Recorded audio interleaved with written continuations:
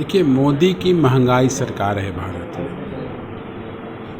मोदी की महंगाई सरकार मैं इसलिए बोल रहा हूँ कि जो सरकार अपनी बातों से मुकर जाए, अपनी बातों से पलट जाए, देश की आवाम को झूठ बोलकर उसका सबसे महत्वपूर्ण चीज़ मत को हासिल करे और चेयर पे बैठ जाए और सारे खाद्य पदार्थ लेकर हर चीज़ लोगों की सुविधा और उनके हाथों से दूर निकल जाए, तो इस चीज़ पर स्पष्ट बोला जाता है कि भारतीय जनता पार्टी व्यवसायियों की सरकार है।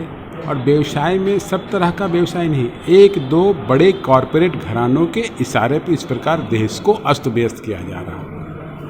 आप दाल की कीमत देख लीजिए, आप पेट्रोल की कीमत देख लीजिए, गैस की कीमत देख लीजिए। इन्होंने ही बोला था ना कि अपनी माताओं बहनों के आंखों में मैं धुआं का आंसू देखना नहीं चाहता।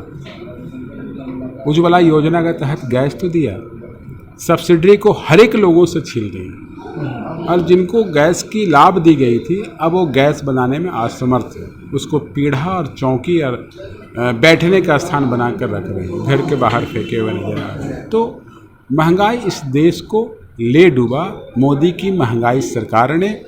और बेरोजगारी आप देख रहे हैं क्या किस हाल तक चला गया है। तो मुझे लगता है कि अब इस देश को संभलने में 20 से 30 साल लग जाएंगे। बोल लीजिएगा। अच्छा, पेट्रोल की बढ़ती कीमतें 17 राज्य ऐसे हैं जहां 100 के ऊपर पहुंच चुका है। क्या झारखंड में हम सेंचुरी मारेंगे? जिस रफ्तार से पेट्रोलियम पदार्थों की दाम बढ़ रही है, केंद्र के द्वारा जिस प्रकार से टैक्स बढ़ाए जा रहे हैं, तो इसमें कहीं आशंका नहीं है कि झारखंड भी उन राज्यों में शामिल होगा, 17 राज्यों में, जहां की 100 के ऊपर पेट्रोल और डीजल के दाम हो जाएंगे। अभी यहाँ 94-95 रुपया दाम है। 4-5 रुपया जिस रफ्तार से बढ़ रही है, वो बहुत जल्द समय आने वाला है कि यहाँ भी 100 के पार पेट्रोल डीजल मिलेगा।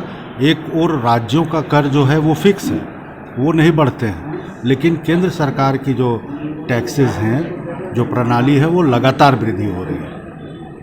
कहावत धीरे धीरे बदल रहा है। पहले था मोदी है तो मुमकिन है, अब कहावत हो रहा है मोदी है तो महंगाई है। जिस तरह से महंगाई की दरें बढ़ रही हैं, लोग बेहाल हो चुके हैं।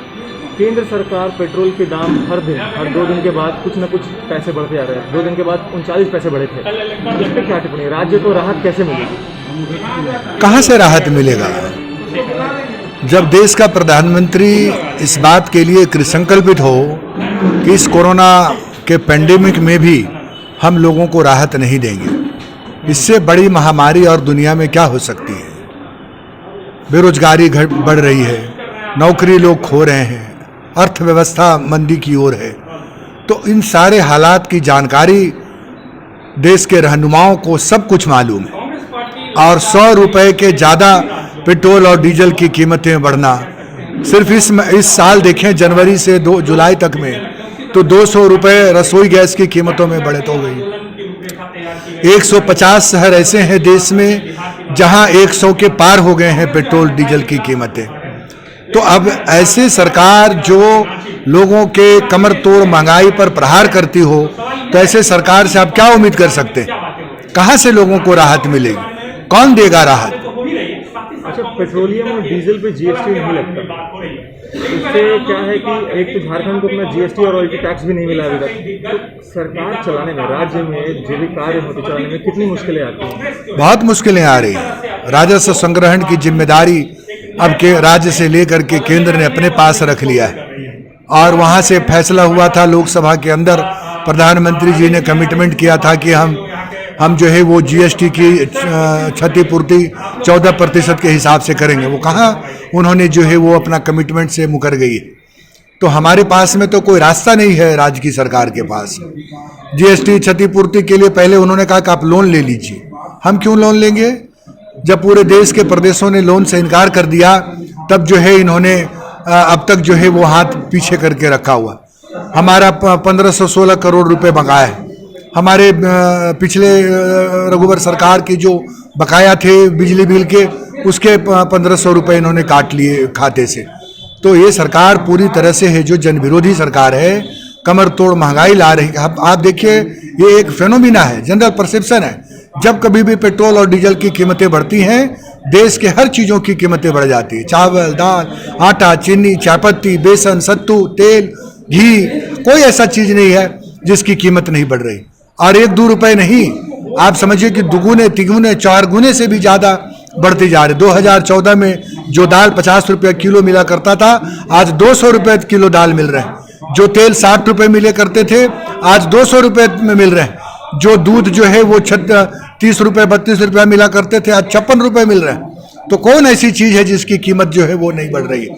तो ये सरकार, केंद्र की सरकार जन विरोधी सरकार है और अलग से कोरोना को संक्रमित के फैलाव में इनकी सबसे बड़ी भागीदारी रही कि पूरी दुनिया ने, पूरे इंटेलिजेंस ने, पूरे समाचार एजेंसियों ने कहा कि हिंदुस्तान में आने वाला जो वो दूसरा वेव था वो प्राकृतिक आपदा नहीं थी, वो मोदीकृत आपदा थी जिसको पूरे देश को झेलना पड़ा है।